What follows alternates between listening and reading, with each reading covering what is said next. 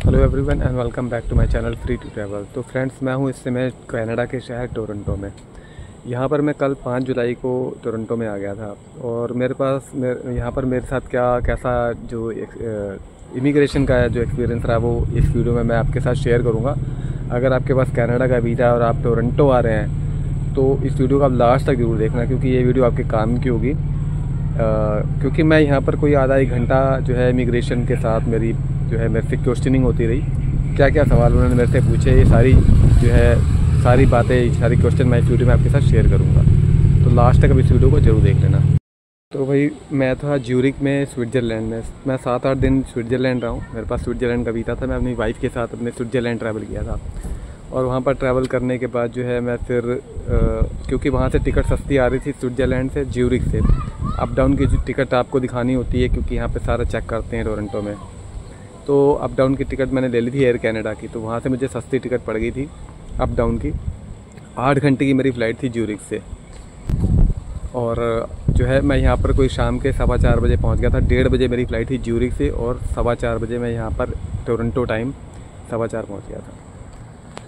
तो भाई, यहाँ पर आते ही आपको जो है जब आप उतरते हो जो एयरपोर्ट पे, उसके बाद नीचे आके जो मतलब वहाँ पर कंप्यूटर की स्क्रीन पड़ी होती है, वहाँ पर आपको अपने रजिस्ट्रेशन कराना होता है, अपना पासपोर्ट स्कैन करना होता है। उसमें आपको बताना होता है कि आप नेशनैलिटी क्या है आपकी, कुछ डिटेल्स आपको भरनी होती है। वो डिटेल बताने के बाद जो है एक स्लिप निकलती है, वो स्लिप लेके जो है प्रिंट करनी होती है। स्लिप लेके जो है आपको इमिग्रेशन पर जाना होता है और इमिग्रेशन वाले जो है आपको पासपोर्ट और सारी चीज़ आपको दिखानी होती है।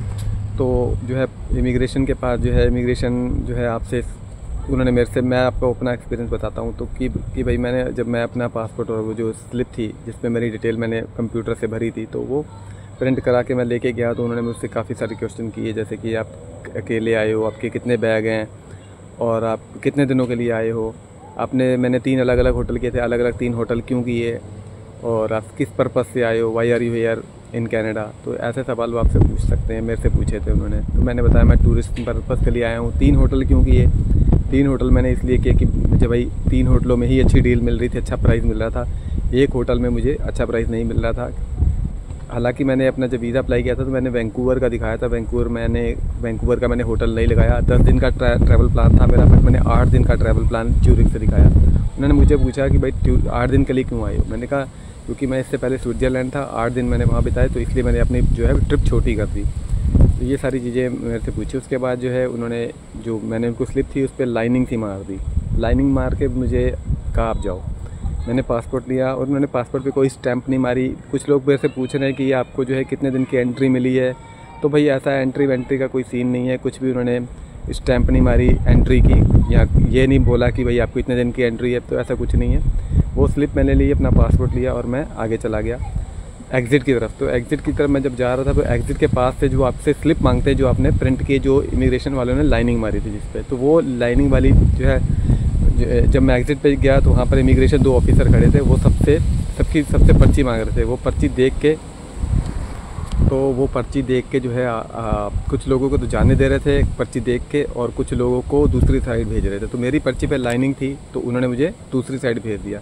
कोई हॉल था, वहाँ पे इमिग्रेशन वाले बैठे थे, उनके काउंटर लगे थे, तो मैं दूसरी तरफ चला गया। तो खैर वहाँ पर जो है उन्होंने मुझसे आधा घंटा मैं वैसे ही बैठा रहा।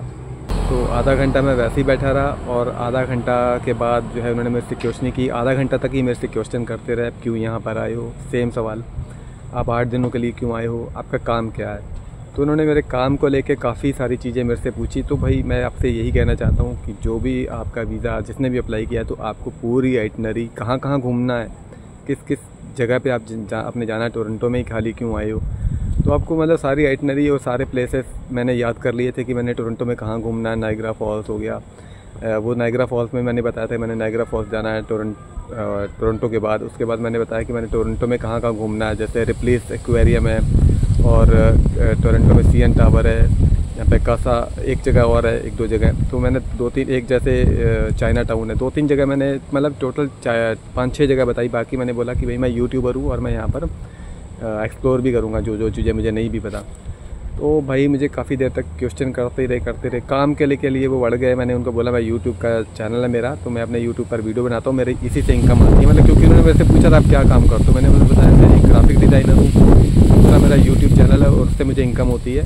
तो वो बोले मेरे को यूट्यूब चैनल दिखाओ, तो यूट्यूब चैनल का मैंने खोल के दिखाया, मैंने वाईफाई कनेक्ट किया, फिर यूट्यूब चैनल दिखाया, फिर इनकम कहते हैं वो कोई पेमेंट दिखाओ, मैंने पेमेंटें दिखाई, उनको पेमेंट आई हुई थी सेम डे, मुझे 2-3 पेमेंट आई हुई थी 5 तारीख को ही कल, तो मैंने पेमेंट भी जीपे भी उनको दिखाया।